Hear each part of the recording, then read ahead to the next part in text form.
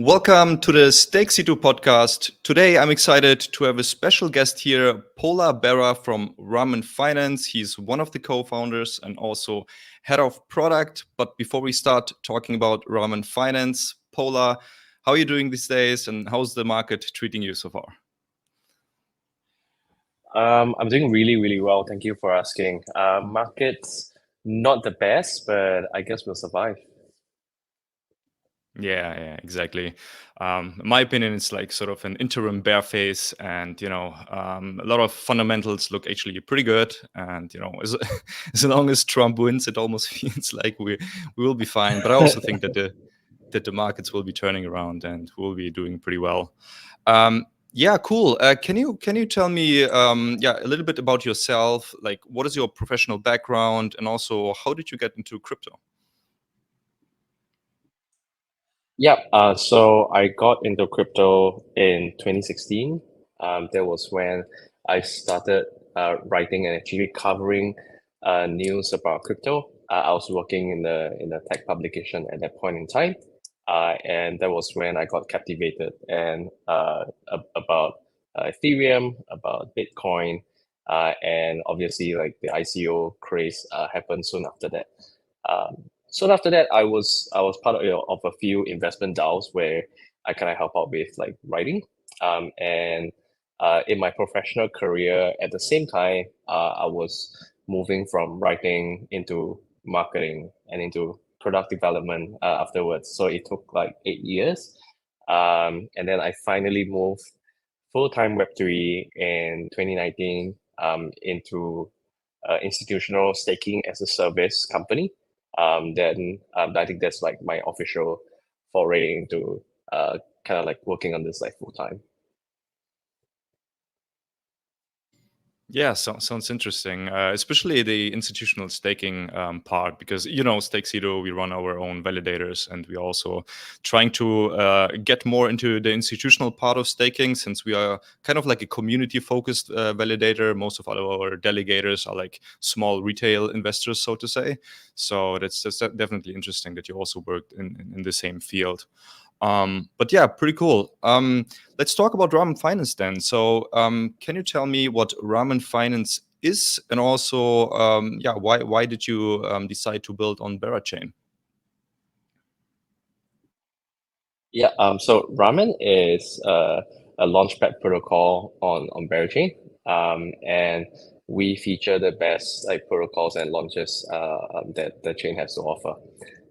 We have a couple of core features, and obviously we'll touch on that in detail in a bit, but we offer a fixed price token sale, which we call curator launches, where internally we curate kind of like the best projects and token launches on Berachain to be featured on this.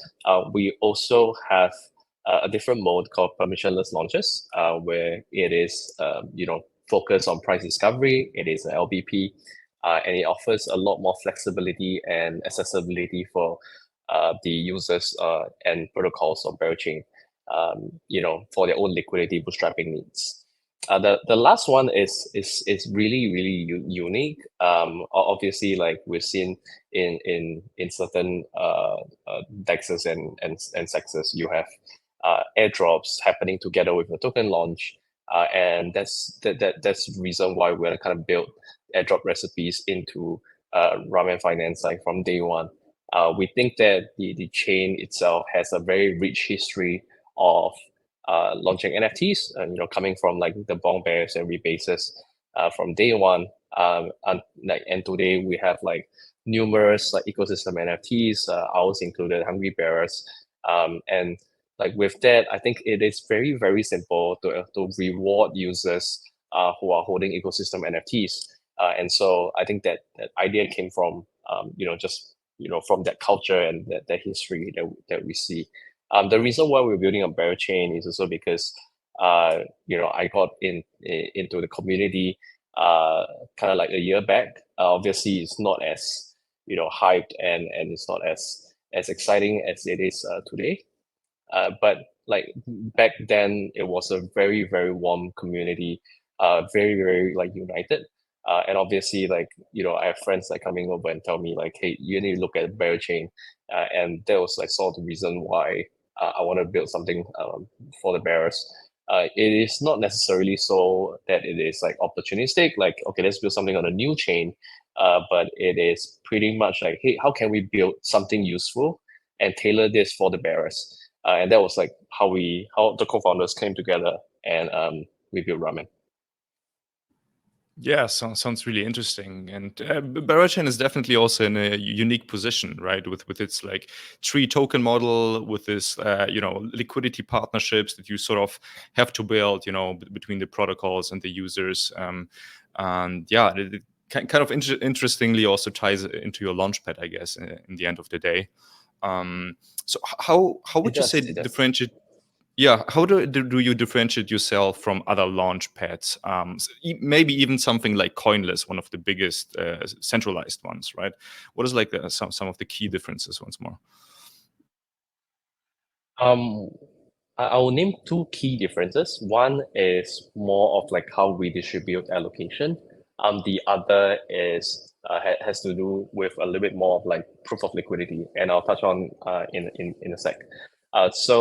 The first part is that we have the Ramen token as a decentralized way to allocate and distribute allocations within curated launches.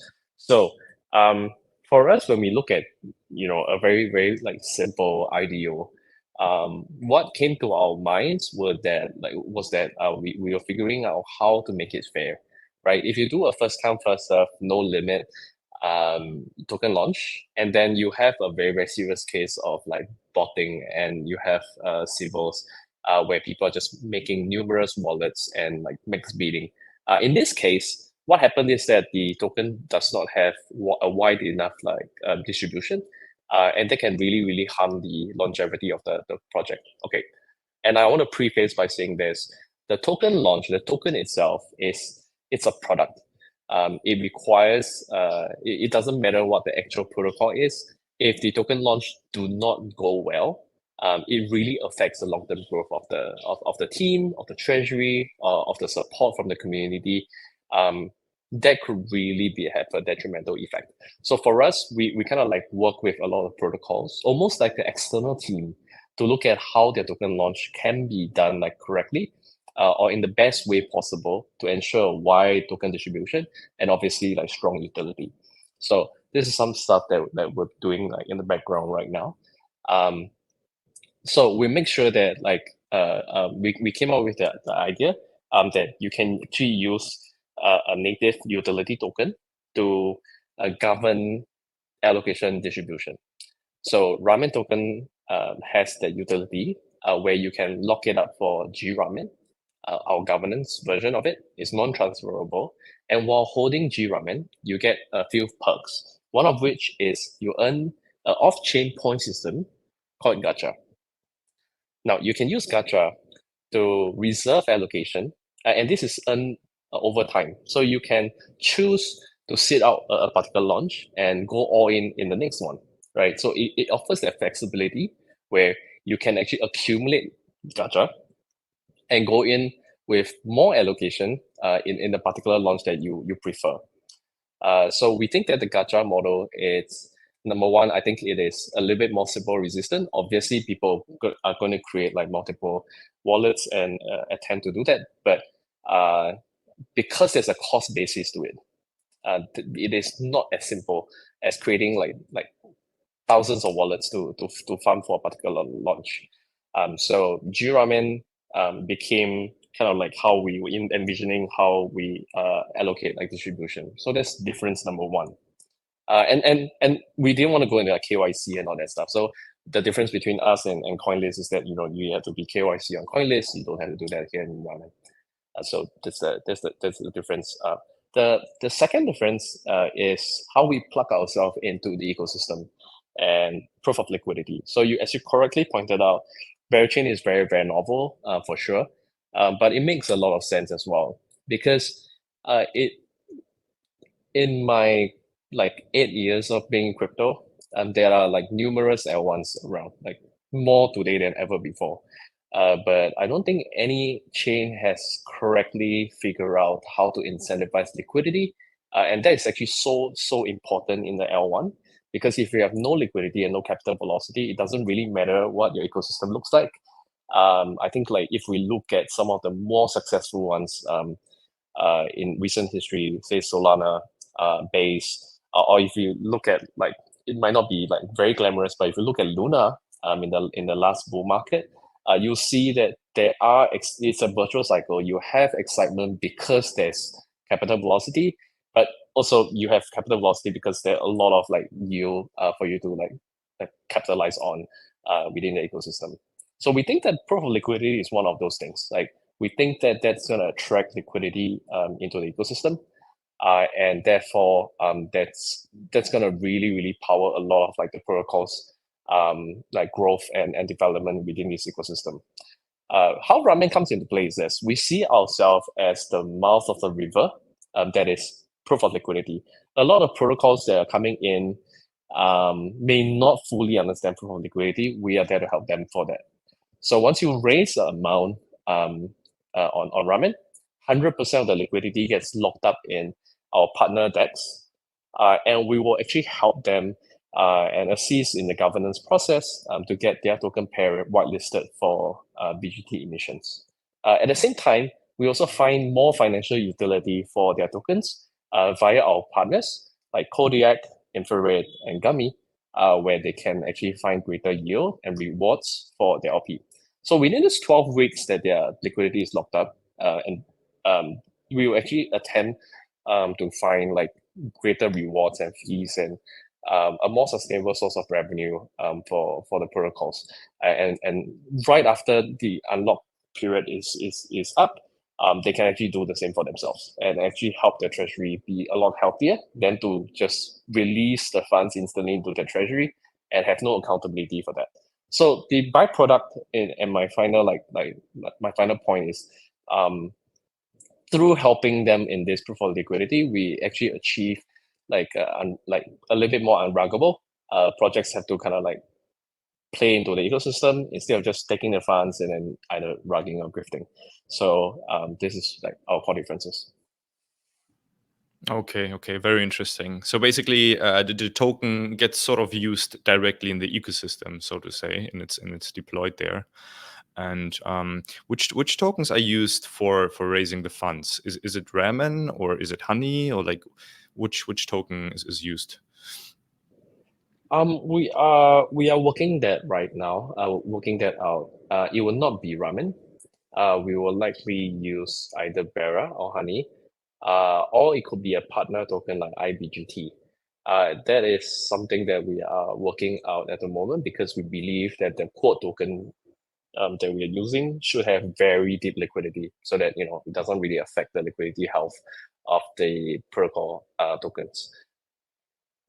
Yeah, right, makes sense. Because if they would use Ramen, for example, then yeah, you would probably also create some sort of sell pressure.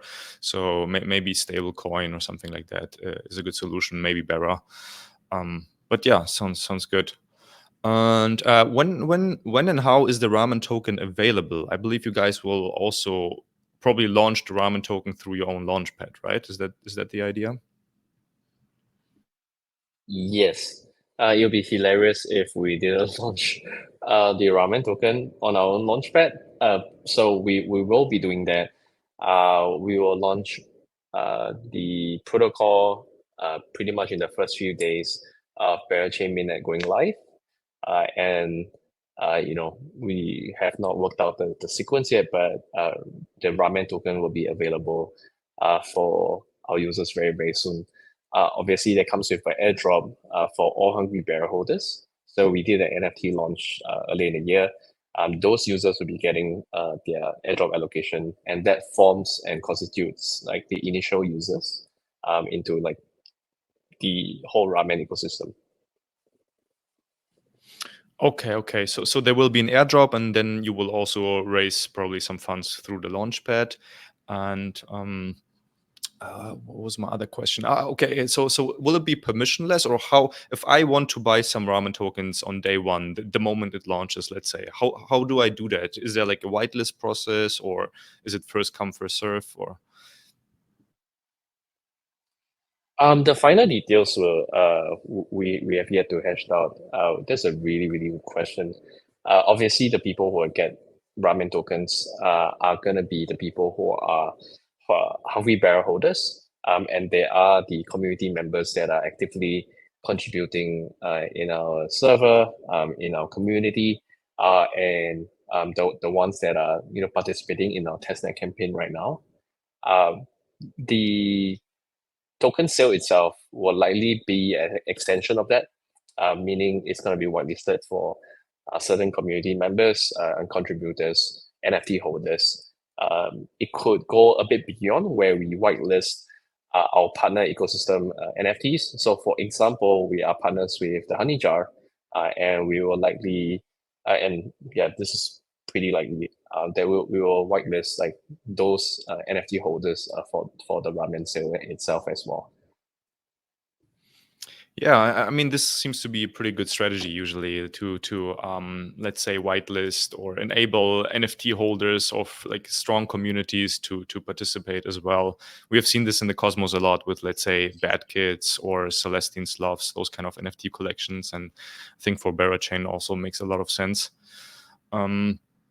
Since you talked about the testnet, or I think you call it also tastenet, right?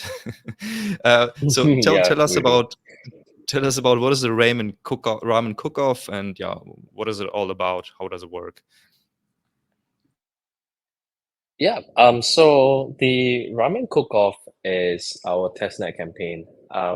We did it in a gamified challenge because we think that a launchpad would, it doesn't really make sense for a launchpad to be on a testnet, because there are no real projects, and therefore also like these are like testnet tokens. We think that the psychology of a user actually going into a testnet launch is not at all the same as going into a real project on mainnet. We are avid users of like launchpads ourselves. From the last bull market, obviously, numerous launchpads have made it like really big, and our team are really like avid users of those launchpads, and we think that that excitement that you get into a launch is really not the same on testnet. However, we think that it is a great way to actually have a game or challenge for our community members to actually try out the user experience and give us valuable feedback. And that's what is actually happening right now. We actually extremely blessed to have a very active community where they're actually giving very solid feedback about like, hey, like this should be done this way. It's a little bit confusing. Can you clarify this? And like our helpful community mods are actually helping out with accepting those feedback and actually answering questions. So that is the Ramen Cookoff. It's a little game that we're just doing, where we are launching like several tokens, and users will be guessing like what is the correct ratio of broth tokens to noodles to to the different ingredients, and the users that completes the most number of bowls actually wins, and we have pretty good attractive prizes for that. So I think that's like kind of like a summary of what Ramen Cookoff is. Yeah, makes a lot of sense, and it's always good to have some sort of gamified experience to it. And also, testnet maybe still makes sense for Launchpad, because you want to battle test also your own product and platform and website, and be sure that everything works the moment you guys launch, right? So That's very and true. that way, Yeah. yes. So users can also get a feeling for what to expect basically when it goes live on mainnet. That's very cool. And can you explain maybe a little bit more details? What are airdrop receipts and how do they work? Okay. So airdrop recipe is how we think like use protocols can configure airdrop campaigns on Ramen. So we wanted to see like I think a lot of different protocols have very different ways of structuring their token airdrop. Some is through participation in testnet or in like any kind of contribution.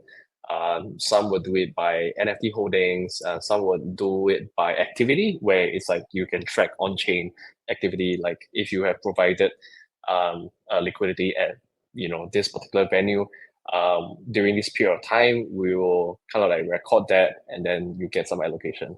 So I think with the different ways we have witnessed like protocols on multiple chains do their token airdrops, we realize that it's like cooking ramen. And there are different ways to cook ramen, and there are different ways to different proportions, and I think that's why we call it like recipes, right? This is how you cook ramen. So on the product front, how it will work is that protocols actually can configure their token airdrops, and they will, in the early phase, they'll work with the team, but like we have plans to eventually make this entirely open source and use protocols, and even meme coins and communities can actually launch airdrops by themselves. So there are three things that we look out for, and we help them configure. And this is just a very simple logic. Number one, they can actually upload a CSV file of all addresses and their allocation logic. Let's say how much they are getting. That's the simplest, because you have community like efforts. You have probably like some campaign or some contest giveaways on Twitter, and you have like Galaxy quests. So the easiest way for protocols is to like combine all of those like addresses and come up with a whitelist or like a airdrop list. You also can do a snapshot of partners ecosystem NFTs, like say the honey jar, or just using this as an example. You can let us know when to snapshot that collection, and we can actually come up with that list as well. Then you let us know like what are some of like the allocation logic. So if they own one, this gets a little bit complicated, but I don't want to bore everybody.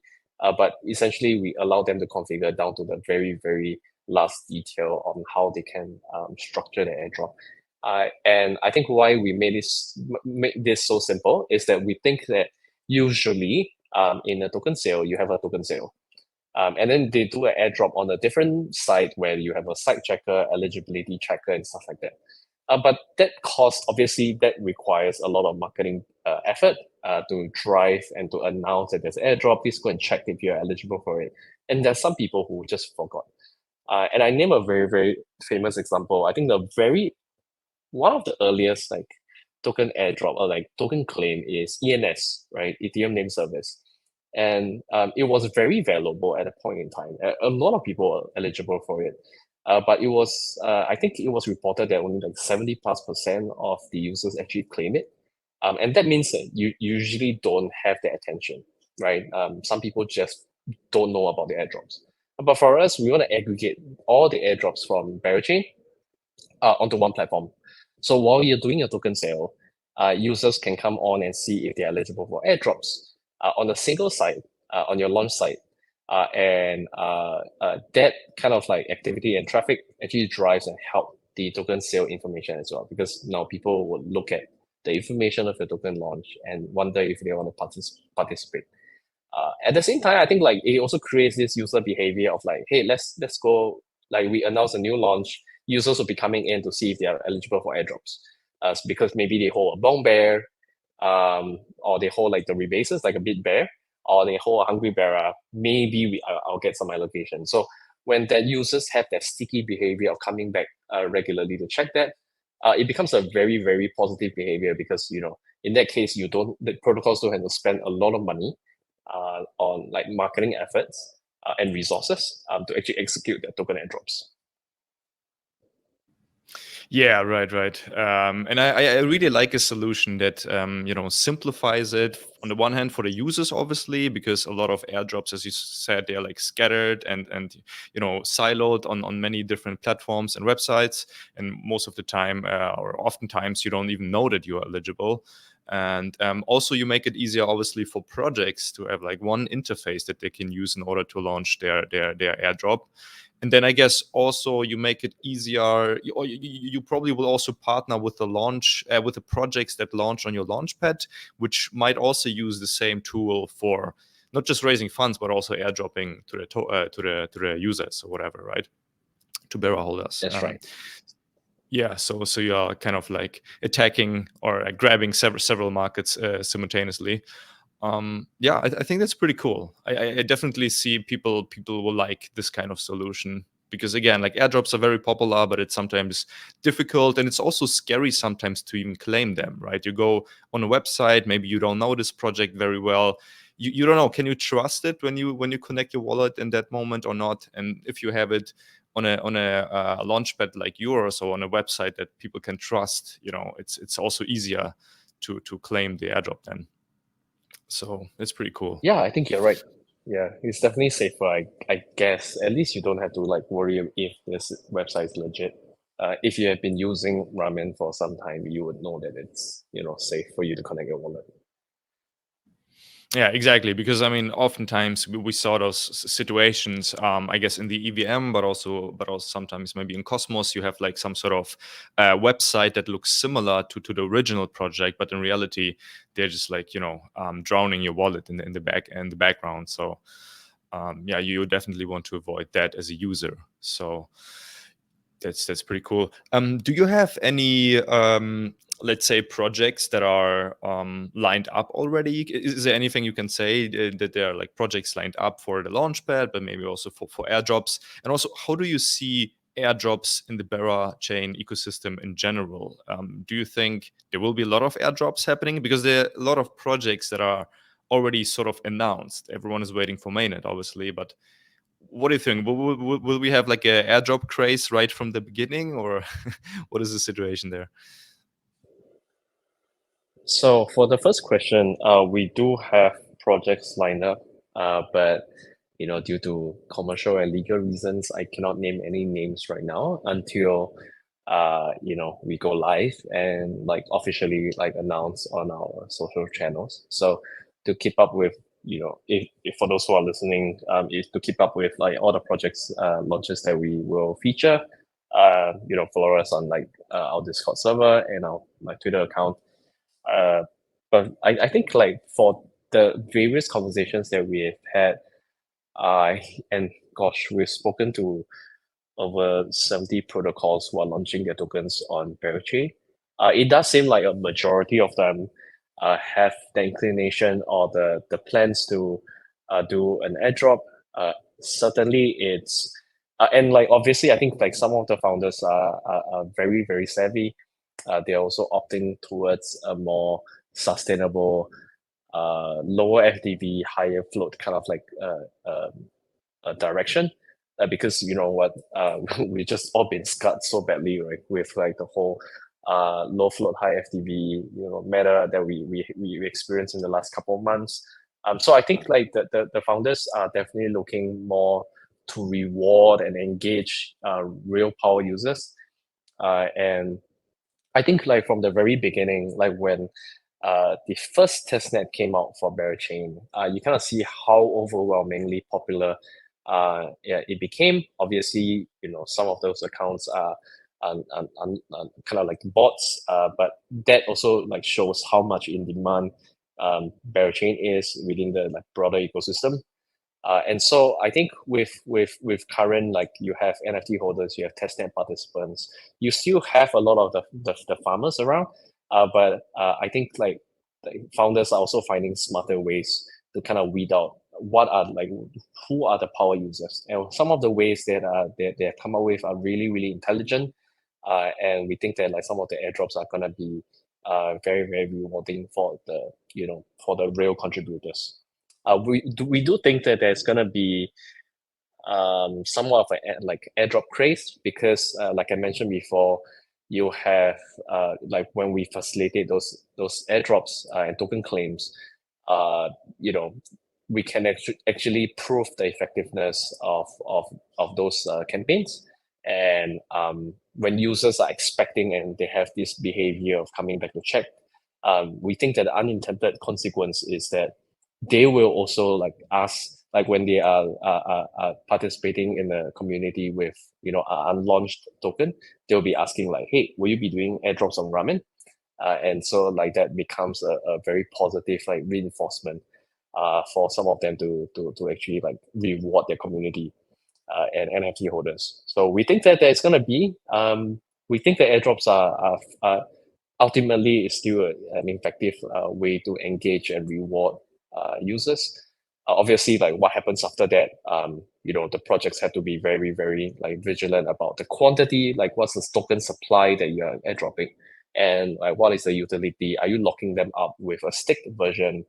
So on and so forth. I think like but airdrop in itself is gonna like bring in quite a fair bit of traffic and attention. Sounds bullish. So airdrop season is coming to Berachain. I like that. Yeah. Okay. Cool. So, what is? Are there any big, let's say, milestones on your roadmap for Ramen Finance? Let's say for the remaining 2 quarters, or maybe early next year. Are there some other like things that you plan or have in your, play around in your head that you want to build on top of your Launchpad or Ramen Finance? In terms of products, I mean. That's a great question. I think as the head of product, we are really, really excited about like what's happening like 3 months, 6 months, because like what we see today, it's something that we've obviously been working on for a couple of months now, and we are always excited about the next release, right? And so there are going to be a couple of new features that will be available on Ramen. Some of which are not super, it's not appropriate to share right now. But we think that number one, as we talked about just now, initially it's gonna be like as we pick up like a lot of the requirements from protocols about how they execute their airdrops.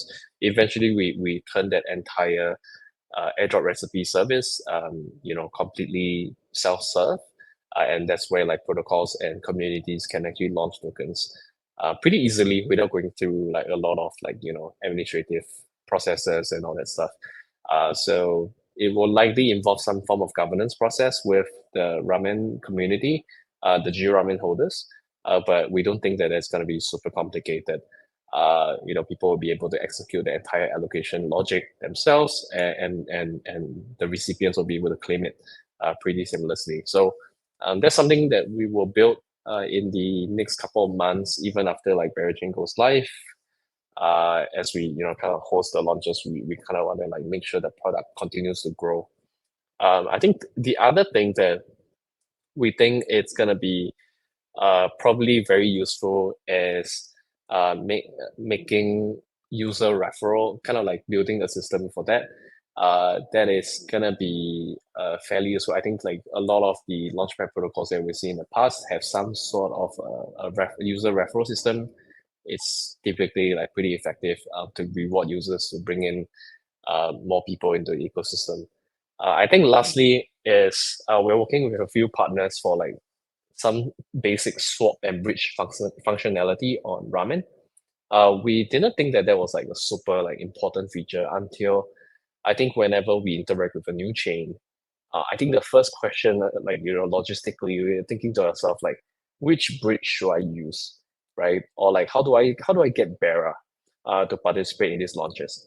So I think from the user perspective, like this is where we approach the problem, and we're like, hey, yeah, I think that's a very, very interesting thing that, and like we should build it for convenience. And so like I think very, very soon after mainnet, we will have a very intuitive bridge and swap function so that you can get your assets ready to participate in like, launches. Yeah, I think that makes a lot of sense. Especially, first of all, you want to have maybe this swap functionality in your own front end so that users don't have to switch between websites.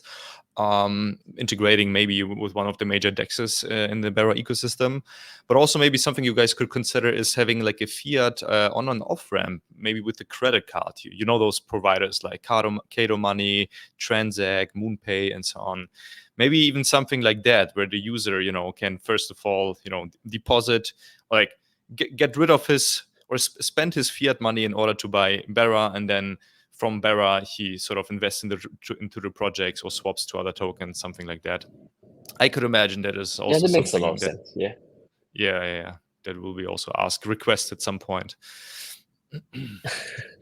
Yeah, I'm pretty sure that will be, because I think like no matter which chain you're on, it is just so important to get like the right assets, and like people generally don't want to waste like too much time dealing with like bridging and swapping. It's a hassle. Yeah, true. You want to make it as seamless as possible. Um, all right, cool. Yeah, maybe two last questions from my end. You also talked about potentially launching meme coins, through Ramen Finance. What is your take on the meme coin season that we saw? And also in relation to Berachain, because I feel like Berachain is literally sort of built within this meme culture of the Beras, right? It has the meme culture at its core, basically. So yeah, what is your opinion on the meme season? And again, how do you see it evolve in maybe inside Berachain and inside your Launchpad? I think the meme season has obviously reached a point of exhaustion. I wouldn't say that that's the end of meme coins. I think it's probably gonna manifest itself in a new form or with new mechanisms. I think like we've seen with ICOs in 2018 and with like NFTs in 2021. I think one thing we learn as experienced operators or like just observers of the industry is that metas don't really die. They get like recycled pretty much all the time. The playbook is pretty fixed, and it just comes back in a different form, with a different mechanism, and it will catch someone's eye again. So we think that the meme season is definitely not over. We think that at some point it will come back with something new. A new pumped up fund will appear and will capture their attention, and the craze will happen again. But for right now, I think like if you've seen kind of like some of the things that people are doing to sell their meme coins, and obviously you look at the price action with every single meme coin.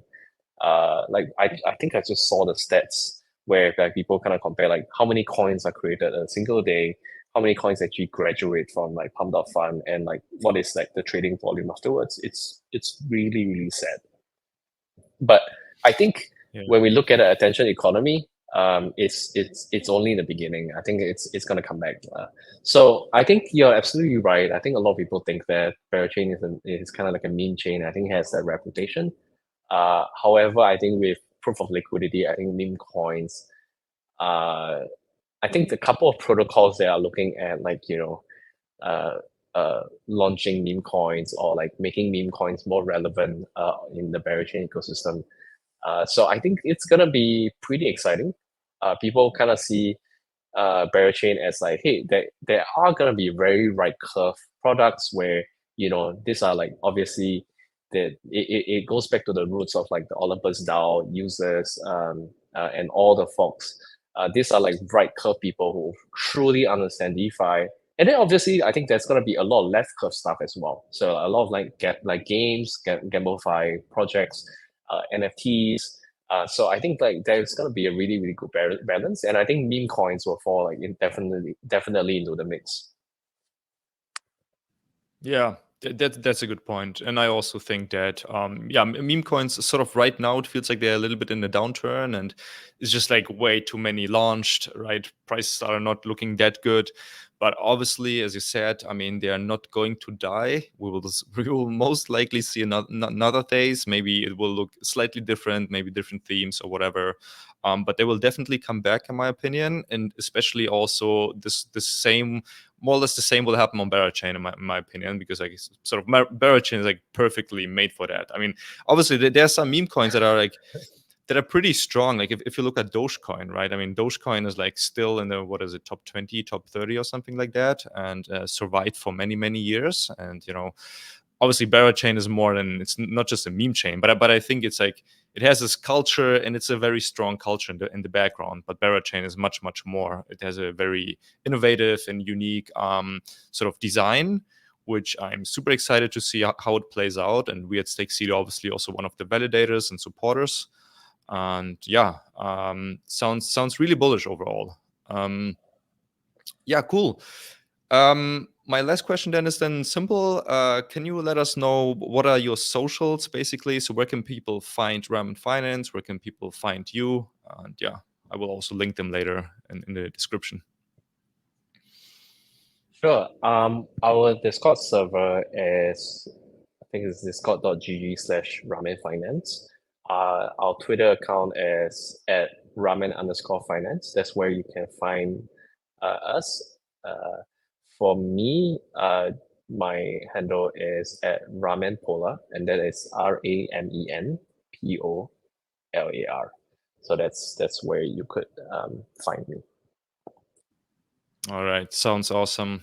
Yeah, thanks Polar Bear for your time. Was really insightful, and yeah, maybe we can do it another time once more. Once your product is live and we see some traction, and then we can discuss and see yeah what the future basically holds for you. And yeah, thanks for your time, man. Really appreciate it. Thank you so much for having me. I had a really good time. Thank you so much for this. All right, man. Cheers. See you next time.